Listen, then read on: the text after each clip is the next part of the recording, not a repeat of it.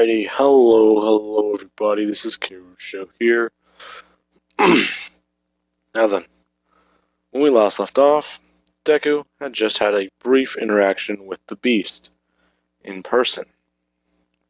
Now then, Deku is still thinking on who this man might be, and they are actually on the bus. After his mental breakdown, people were talking with him and telling him that he is okay, he is not in the simulation, and then he proceeded to punch himself. Along with the fact that Aizawa would have put him under house arrest, but Deku, he really has had a fucked up life. His mom literally signing off on the government, he being able to use him as a guinea pig, and then being blamed for very indiscreet terrorist attacks. That is very fucked up. And he is still in high school. Now then. Let us begin. I'm starting to lose my voice. Well, we are on the bus. Deku is actually asking Jiro a lot about her music playlist. She's actually showing Deku hers as Deku would show her his. They are both talking, and they actually do listen to quite a few bands that are very heavy metal, but Deku also does start drawing because he got bored. Now he actually has let's say he has a piece of paper, and he just keeps manipulating it over and over again. So he's just drawing, and he's also using smoke. Jiro is actually sitting next to him, asking him what he's doing, and he's just saying that he's working on his tags. She's confused, and he would just say, how is the best way to put this? As he'd actually whisper in her ear that he's left tags all over the city using his conduit. In fact, if he ever needs to, he can just come by, absorb the power, and basically change off. He tries to make sure that there's a little piece of his power in each tag. She's actually really surprised by this. Not only is that actually pretty smart, but he's also doing some really cool shit with it. She just says clever. As Deku would just switch to paper, and he starts drawing. He messes up and he just flicks the paper as it completely disappears. This confuses people as he just says he basically just absorbed it and then redid it. Now then, they would finally arrive at the cliffside, and a lot of people are talking. The Pussycats were well aware of the conduits in Class 1A, and let's say at this point, since May was placed very high, and some students were considered missing, I wouldn't put her in Class 1A, but we will move her up into Class 1B. Kicking out one of the low-tier background characters. As Bakugo would say, the extras. Now then. She's not with them, but she is probably in a separate bus, screaming and telling people about her babies. Now then. Sorry for 1B. Anyways. Let's see. They would arrive at the cliff, and this is whenever they see Tiger and all the other pros. Deku thinks he knows what's going on as he would look at Bakugo, and he immediately starts tapping down on his leg. As he's doing so, every other conduit, let's say Uraka sees this and she immediately just links up everyone's minds. She would say sorry, but Deku's giving the signal. Basically, they were taught by All Might that if they were ever with each other and suspected danger, to basically use a form of Morse code. Basically like a signal. If there was a man in the next room, and I knew there was danger, my signal could be me going to scratch my nose or me itching the back of my head. Basically a way to look inconspicuous, but also give off that, hey, there's something going on, you either need to hide or you need to run. And they were somewhat trained in these type of tactics, but it seemed more like military. It seemed more like you were training child soldiers, so they stopped after a minute.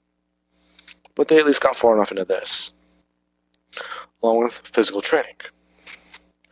Now, she would immediately just say that, from what she can tell, the Pussycat member is going to, as they interrupt saying that she's very sorry, but that is quite impressive.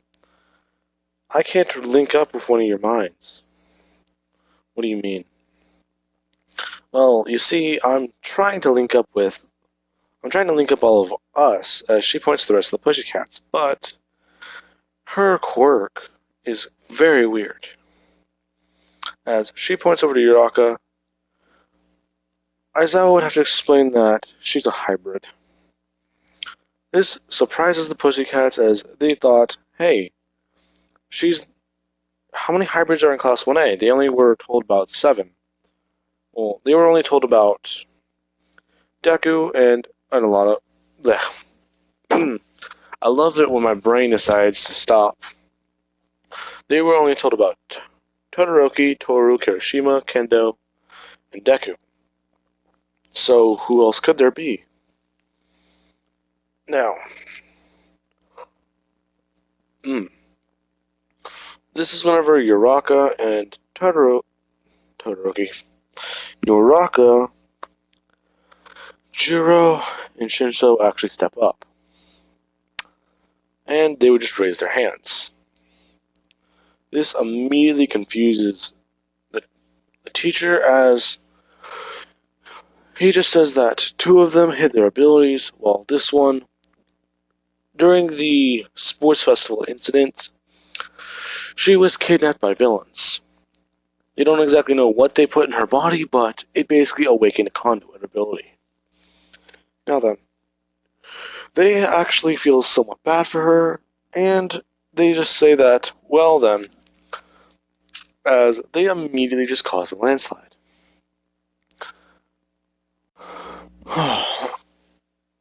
Okay, sorry about that, guys. I saw that my Bluetooth was still active, and I checked it, and it was not. Because I have my headset plugged in, and if I have Bluetooth, I'm not sure if one is recording or picking up, or the other one is. That really just concerned me. Because I don't know if I'd either be piggybacking audio, basically you'd be hearing me twice, it'd be very annoying, or if I was even being heard through this microphone, or if I sound far away. Now then, as soon as Pixie Bob goes to do, I think it's Pixie Bob, goes to do the landslide, she would immediately do so, as everyone immediately just begins floating. Uraka is holding everyone in the air. Eraserhead, he would step up, telling her that she just needs to at least take them down there. She would just do so, and this was when Aizawa would simply say that they can use their conduit abilities, just as he looks over to Todoroki and Deku's entire group. No flying. Kirishima, Kendo, you have to have the exception since your abilities are best used in the air. But Kendo, you cannot fly to camp. That would make this too easy on you. Damn it. Well, this is actual training. If you do not take this seriously, then I don't know what you will do with your careers as heroes. He's got a point. Deku immediately just changed over to pyrokinesis, and he actually would want to try out Todoroki's ice. As soon as he turns over to pyrokinesis and has ice, he immediately finds that using these is a bit weird, because he's trying to figure out a good way to switch off, and he just asked Todoroki the best way. Todoroki would look at him saying that he's not sure that that's a good idea. Why? Cause, promise not to laugh? No promises. Fucking hell. Anyways. I've kinda blown myself into a wall trying to regulate my fire and ice. I tried to do that whole half and half thing you're trying to figure out, but I accidentally caused an absolute zero, blasting myself into the wall. I had to go to the dentist and I had to have one of my teeth filed out, along with having this tooth growing wrong. You're lying to me, aren't you? No, I'm not. That was very embarrassing. Why are you telling me this? Because no one will believe you. God damn it. Anyways, I had to. Now then. Deku, he would just put away the ice for now, since he sees what Todoroki's talking about. But he immediately just starts absorbing air, basically helping himself make his conduit stronger. Him and Shinsho would actually be in the front as they start blowing through as much stuff as possible in front of them. Deku's somewhat trying to create a tornado, and telling Shinsho to blast fire into it.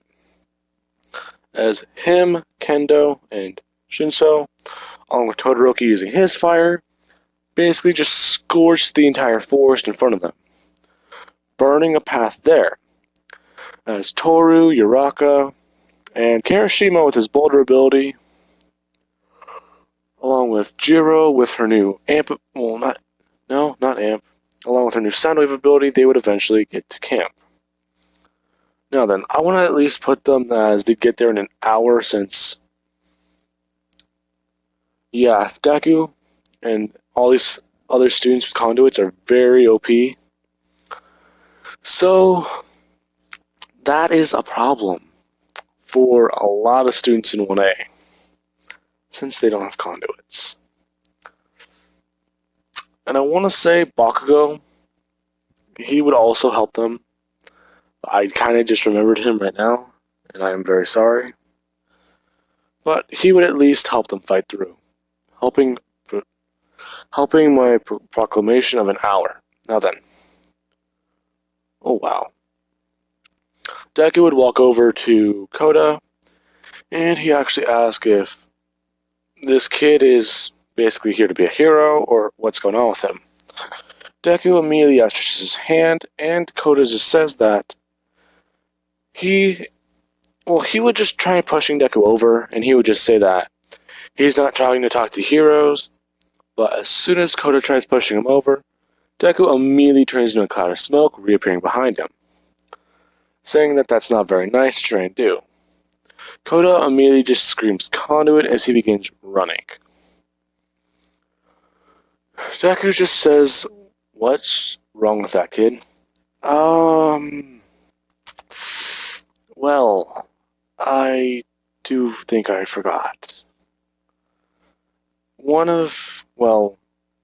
His mother died the day the bombs fell, and his dad, oh boy, that was a bit of a hard day. Why? Because more bombs fell. I am very sorry. Don't worry about it. Trauma builds character. Anyways, she would just go on telling him that his dad got killed by a villain that they called Muscular because of his quirk, and his mom died during the bombs, which is another thing that people do not like talking about. Now, as that is being told to Deku, he understands this quite a bit more. Now, another thing.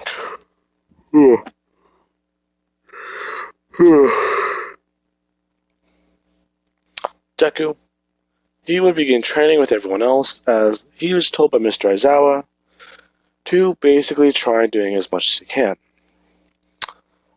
Basically, he'd have everyone who has their abilities fire as much of them into the, not at Deku directly, because that's just an entire world of fuck shit. It's just fire them as high into the air as possible, and Deku will try and absorb them.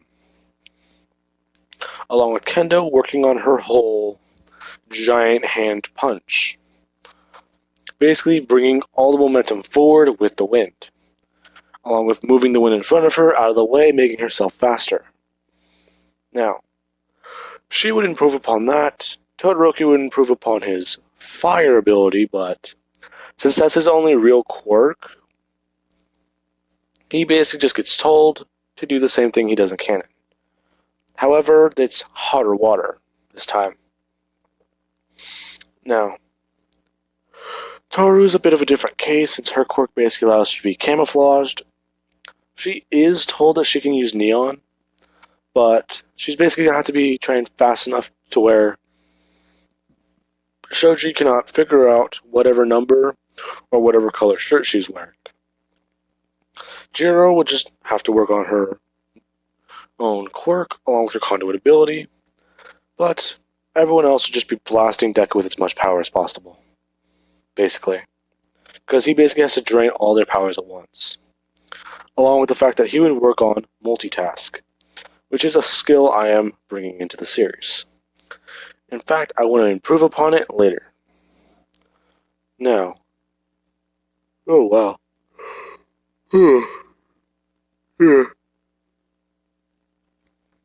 Along with that, Deku, he would immediately be doing that, and Bakugo, he is a bit of a special case. He also has to improve upon One for All, basically meaning that he gets heavier weights and heavier things to work out with. But Deku, he would just say that Bakugo should be fine, as Bakugo wants to also work on Black Whip. Now then, let's say that Bakugo was at 50, 60, 70. I think I said he was at 70% at the final exams. So, he would just be at around 65%, if not 75%. Need to figure that out. But with improving upon it and actually pushing himself to absolute max, I want to say he'd either be at 85 or 95. But knowing Bakugo, he could push himself to 95 because he will go to the point where his body and his muscle and its entirety is about to explode, and he will still berate and insult you. Now then, let's see. After training, they would be told that they're going to be making dinner. They would get their supplies and material, and Deku, he immediately begins working on something.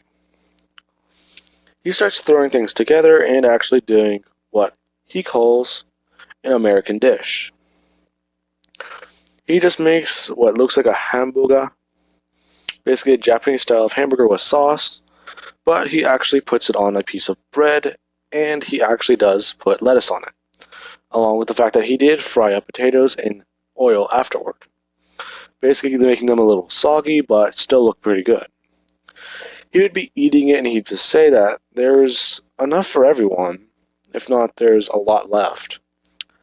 People would be somewhat trying it and hesitant because of the way Deku did it, because I want to say hamburgers are a thing in Japan. It's just that people thought Deku was doing a traditional Japanese hamburger, not an American dish. So that confused people. People were trying it and they're actually really intrigued because it tastes better than they thought. And Jiro, she'd actually sit down over next to Deku, and she'd actually ask if she can try one of those fries. Deku would give her one, and she'd try it, finding that those are actually amazing. Along with the fact that now they're also talking about music and doing all that. As he's doing that, this is whenever Deku, he would just say that, as he actually just holds out one of his earbuds. These two begin listening to music together as people are just somewhat looking at them. Bakugo and Todoroki, these two both stand up, and they just start basically waving it off. Basically saying that they should stop staring or they should just move to the next table. Giving them some space alone as, let's see, Todoroki would actually go sit with Momo, talking with her a bit, and Bakugo would actually go talk with Kendo, as Kirishima and Toru are now talking. Now, afterwards,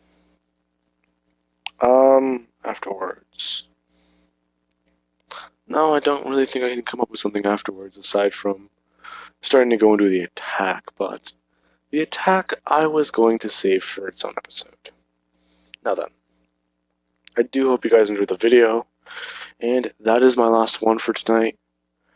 I do hope you guys enjoyed. Alright, now then, Hitman Reborn, here I come.